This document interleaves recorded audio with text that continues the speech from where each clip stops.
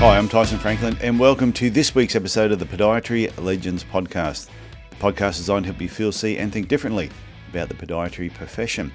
Before I get on to today's topic, just a reminder, everyone, if you're enjoying this podcast, please tell your podiatry friends and really consider leaving a rating review on whatever podcast platform you happen to be listening to this podcast on. It really benefits the show. Okay, so today's episode is a solo episode, and I want to talk about a concept called the proximity principle. This is such an important principle to understand, and by the time I finish this episode, I think you will agree. You'll go, wow, I'm glad I actually listened right till the end so you could hear how this whole thing actually unfolds. So what is the proximity principle? It's the tendency for individuals or patients to form interpersonal relationships with those who are close. So to give you a brief example that we can probably all understand, think about kids. Kids seeing the same kids at school every day will form closer interpersonal relationships than with other kids that go to different schools. So to give you a perfect example, my next door neighbour, Paul, who was 1 year younger than myself, I went to one particular school. I went to Surveston. He went to Surveston South School. And even though we were neighbours and we sort of related with each other that way, we really had nothing to do with each other at a school level. And then when we went to high school, we did actually go to the same high school, and we started to relate with each other a little bit more. We had a bit more of a sort of interpersonal relationship. But his younger brother, who was 1 year younger than both of us, I hardly had anything to do with him because he got a scholarship to play football at a different school. The same principle applies if you have a local corner store that you visit on a regular basis. You will often see the same people in that shop and also the same shopkeeper. And over a period of time, that relationship will grow. On a recent holiday when I was in Nashville, I stayed at a friend's music studio in Music Road, Jeff Peterson, who was on episode 238, and we did the episode together called Care Differently. Now, down the road from his music studio, there was a coffee shop called Osa Coffee, O-S-A. And the first day I went down there, I was there for 5 nights. So first day I went down there, said hello. I didn't actually have the right money on me. Or I had the right money, but I didn't have the coins. And I'm hunting around looking for them. And the guy behind the counter said, don't worry about it. I said, not a problem. So the next day I went down there again. This time I had the right money. By about the 5th day, him and I are talking like we'd known each other for ages. And also there were other people who turned up at this particular, which was little like a hole in the wall type coffee shop. And all of a sudden, a few of us are talking to each other, and that was only after 5 days of going to the same place. So therefore, I'm going to read the principle again, the tendency for individuals to form interpersonal relationships with those who are close. And there's another part of this. People who encounter each other more frequently develop stronger relationships. So going back to the school example, when you're at school, if you did the same subjects with a number of people, you actually built a closer relationship with them. And the more subjects you actually did with someone, there was a chance that you actually sat closer to each other. And then if you did after school activities as well, your relationship with them also grew. You may have also done sport after school with some of the people that you went to school with. Therefore, in the workplace, think about your co-workers. Think about your employer. Think about your employees, the ones that you are the closest to. If you have similar hobbies, if you play the same sports outside of work and you encounter each other on a more frequent basis, you will develop stronger relationships. When I had my podiatry clinic, we had 2 sports teams that we had set up. We had a beach volleyball team called the Sandy Cracks, and we also had a touch football team called Toe Jam. Now, we had certain people that worked in our clinics who were not interested in either sport. Then we had some people in our clinic that worked there who loved both and some who only played one. And we found that over a period of time, the people that we played touch football with and also beach volleyball, we were closer to them than the people that we worked with who didn't do anything with us outside of work. At the Muay Thai gym that I go to, initially, when you first turn up at a new gym, whether it's kickboxing, doesn't matter what it is, when you turn up and you have to find a partner, you'll normally just pick the person who is the closest to you. And then as time goes on, you start to form habits. You all put your bags in the same place. Everybody sort of goes to the same corner. And then you start teaming up or pairing up with the same people week in, week out.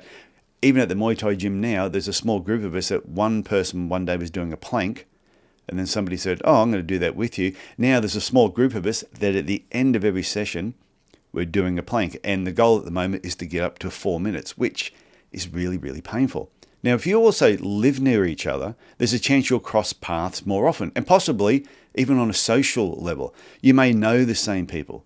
Therefore, you end up at the same barbecues. The parents you meet at your kid's school can often become friends because you're always crossing paths and you're talking. This happens a lot more probably in smaller towns like Cairns is a regional area, 150,000 people.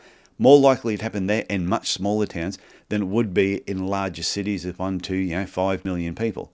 But why does this happen? It all comes back to humans like familiarity. And because familiarity makes us feel safe. Think about the environment around you, where you work, where you shop, the takeaways that you probably go to more often than others, the restaurants you go to, the gym you attend, and think about even where you park your car. Familiarity makes us feel safe. Okay, so I want you to think about the people in your life that you are the closest to right now, excluding family. They do not count. Why are you close to them? Just give that some thought. We've got some really good friends in Cairns, Scott and Kerry Brown. And our relationship with them began purely as a business relationship. I was a judge at the Australian Institute of Management Awards, and Scott had actually applied for those awards. Now, he actually won the awards that night. So that got us talking on that particular evening. We then crossed paths at other events over the next couple of months, over the next year. We found that we had similar sporting interests.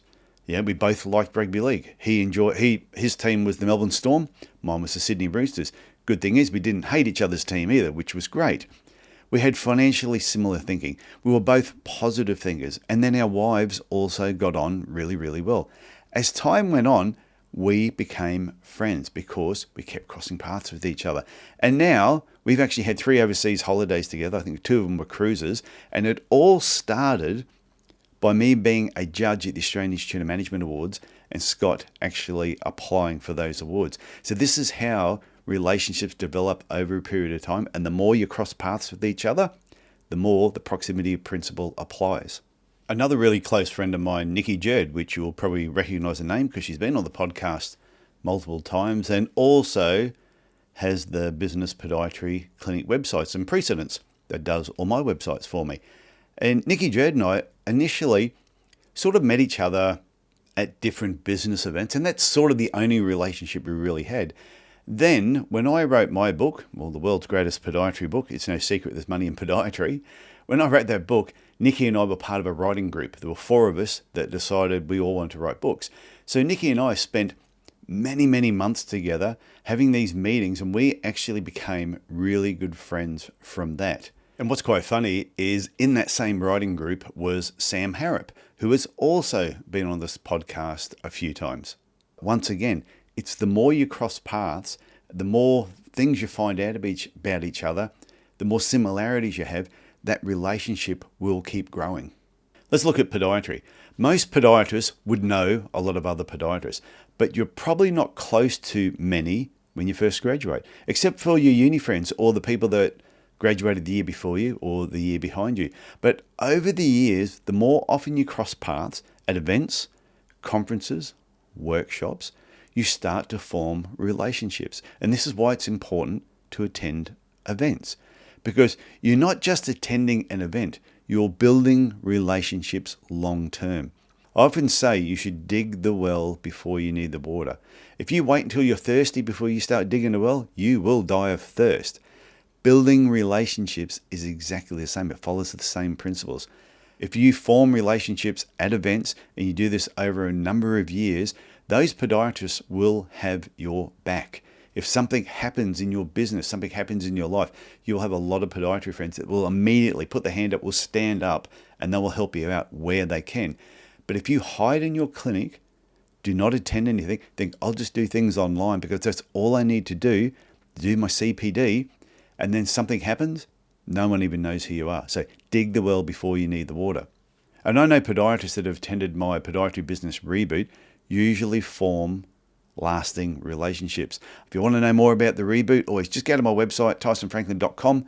Details are there. Now, it doesn't matter when you're actually listening to this episode. Yes, I have one this year, and the reboot will be something I'll be doing for a long time. Go to my website, tysonfranklin.com. Information will be there. Just follow all the links. So, how does this relate to our careers, our patients, and our referrers? Remember I said people who encounter each other more frequently develop stronger relationships. It's funny, in a recent article I read, it also said that around 60% of people prioritize proximity when selecting healthcare providers. So convenience is always going to be a factor. That's why you could be a very average podiatrist. Actually, you could be a terrible podiatrist. But if you're close, a large percentage of people will still choose you until they figure out that you're no good. But initially, like they're saying, statistically, 60% will come and see you because of proximity. There's also that familiarity aspect to consider. Living nearby means familiarity with the location. They trust the local area. And if a person's elderly, they'll feel safer driving on roads that are close at home that they are very familiar with because it makes them feel safe. The bottom line is, it's up to us to establish and maintain these relationships. And we do this by developing patient contact points, treatment journeys, and another thing that I call touch points. And just so you know, a touch point is a contact point with emotion added before, during, and after a patient's appointment. This is something that I talk about in the reboot. Anyway, so whether it's a contact point, a touch point, a patient journey, a nurturing process, whatever you're doing, these are all opportunities to build relationships. Your newsletter, the answering machine message, they are all relationship building opportunities. That's why loyalty cards work like in coffee shops and other businesses. It gets people coming back. And the more often they come back, the more the relationship builds. Also, if the business owner opens up and shares a little bit about themselves, the relationship becomes even stronger. That's why when you go to a coffee shop or you go to another business and you cross paths with the same person that's working there on a regular basis, and you start talking and you open up a little bit about who you are, what you do, your interests, your hobbies, things outside of that initial relationship, you will find that your overall relationship gets stronger. And that's why podiatrists who engage with their patients on a more personal level will also build even stronger, longer lasting relationships. I know some podiatrists want to keep their work life and their personal life separate, and therefore they don't want to share anything about themselves. But I think seriously, you're not that important. Feel free to share things about yourself, to build that relationship a little bit more. And the reason I tell people to do this, in my marketing workshops, I talk a lot about micro storytelling, which is all about sharing a little bit about yourself over a long period of time so your patients think they know you. TV shows do this all the time. You can watch any show like Law and Order, CSI, and there will be a particular character. And as the seasons go on, you learn a little bit about that character until after 10 seasons, you know a lot about that character. And that's all micro storytelling is sharing a little bit of information, but you get to control the narrative. And the best thing about it is it helps people relate to you. If you post a photo with your family eating a burger, what does that actually say? It says that you like spending time with your family and you like eating burgers. Who is your favorite sporting team? It's about providing micro content, and when put together, it basically tells a story. And the story you tell will have overlapping components or possible encounters with your patients, like the restaurants that you visit or hobbies that you do, the wine that you drink, maybe clubs that you're part of, a particular beach that you go to and you watch a sunset. I think hiding this from your patients is a missed opportunity to form relationships. The proximity principle is the tendency for individuals to form interpersonal relationships with those who are close, and with people who encounter each other more frequently develop stronger relationships. So if there was a particular place that you go to or something you do on a regular basis, and even though you don't see your patients there, if you share that, hey, this is what we do every now and then, and they do the same thing, that is going to form a connection. And as I mentioned, the proximity principle also applies to your professional referrers, because people who encounter each other more frequently develop stronger relationships. It's irrelevant if the GP is across the road or on the other side of town. Yes, initially they may refer to you if you're directly across the road, but not if they have a stronger relationship with another provider. You must cross paths to build that relationship. Regular visits, email marketing, You may have a professional newsletter, maybe part of Rotary clubs or similar clubs that they're part of, and other interests. You need to become almost like a detective. You need to learn things about them so that you can cross paths. You need to develop contact points and touch points. And remember, a touch point is a contact point with emotion added. So if the GP, physio, osteo across the road doesn't refer to you, it's not that they don't like you. It's just you haven't developed that relationship with them yet. Now, I want to discuss the proximity principle in the digital age, where we are right now. Even though digital communication technology can increase our ability to communicate outside the normal proximity model, as it used to be, there still needs to be a pre-existing circumstance or a pre-existing encounter or multiple encounters. To give you an example, I can reach out to someone I've never met and ask if they'd like to come on the podcast. Some say yes and some say no. But if I've met them at an event or a conference and I ask them, 99.9% of the time they always say yes. Pre-existing encounters are a massive benefit to all digital communications. Think about it. An email to a professional referrer you've never met will be far less effective than to a professional referrer that you have met before. And this is why I get really annoyed when I see marketing companies, and there's so many of them around, telling podiatrists and other health professionals about their email marketing campaign that will get you 50, 70, 90 new patients next month. It annoys me because it's not exactly the truth. What you're really doing is sending a sequence of emails to your existing patient database, and by doing this, a percentage will come back and see you. They are not new patients, they are existing patients. And this is why these marketing companies will also not work with a health provider who has just opened up a new business, because their guaranteed new patient system will not work if you do not have an existing database. And I bet that those patients that do come back are the ones that you've developed a stronger relationship with. And I don't even think these marketing companies understand the proximity principle. It's about building relationships first. If you don't have the relationship, your clever email campaigns, they just will not work as well if you've already built those relationships. So, why is the proximity principle important? Why have I chosen it as a topic for this podcast? It's because you should never let yourself get in a fair fight. Now, I know that sounds like a strange quote, but it's actually a military quote. And the quote is, the last thing you want is a fair fight. All military, doesn't matter what country it is, want the advantage. They want the upper hand. And the upper hand means having more power, control, or an unfair advantage in a situation compared to the others that are involved. When someone has the upper hand, they can make decisions and influence outcomes. Overall, having the upper hand means having an advantage or more control in any given circumstance. And as far as they're concerned, if you're in a fair fight, that means your tactics suck.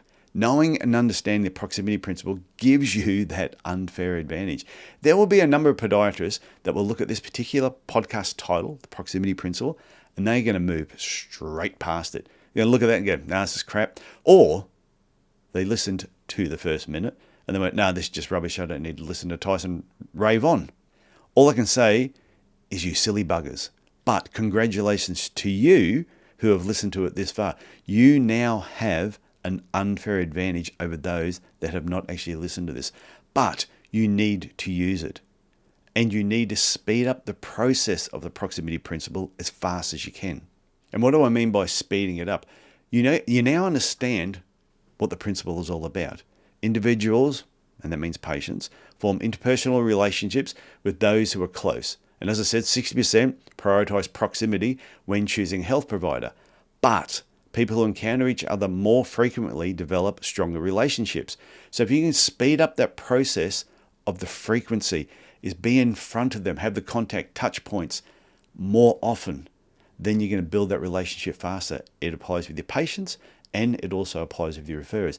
There may be a podiatrist across the road from a professional referrer, but they will send their patients to you if you develop stronger relationships, and patients will do exactly the same.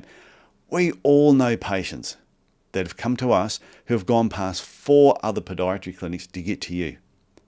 Why did they do that? Yes, your marketing may have brought them in, but it's the relationship you build with them long term and the consistency, the frequency of that contact that keeps them coming back. Otherwise, they'll eventually just go to the guy who's the closest if you're all the same and they can't tell any difference between you. So that pretty much wraps up this episode. If you have any questions about this particular topic, the proximity principle, please feel free to send me an email. You can send it to tf@tysonfranklin.com or tyson@podiatrylegends.com. If you want to learn more about contact points, treatment journeys, touch points, which as I've mentioned a few times, are contact points with emotion added, or how to nurture your current patients, consider attending the next 2-day live podiatry business reboot. Like I said, these are always going to be ongoing. They'll be doing one each year. Go to my website, tysonfranklin.com, all the details are there. Or if you just want to jump on a free 30-minute discovery call with me, you might have a certain area of podiatry, you might just have a question that you just need to get off your chest. Go to my website, tysonfranklin.com, click on the coaching section and organise the 30-minute discovery call with me. It costs you nothing, but I guarantee you right now, what you walk away with may just solve a few of the questions going on your head. Okay, that's it from me. I want you to look after yourself, look after your family, and I will talk to you again next week. Bye for now.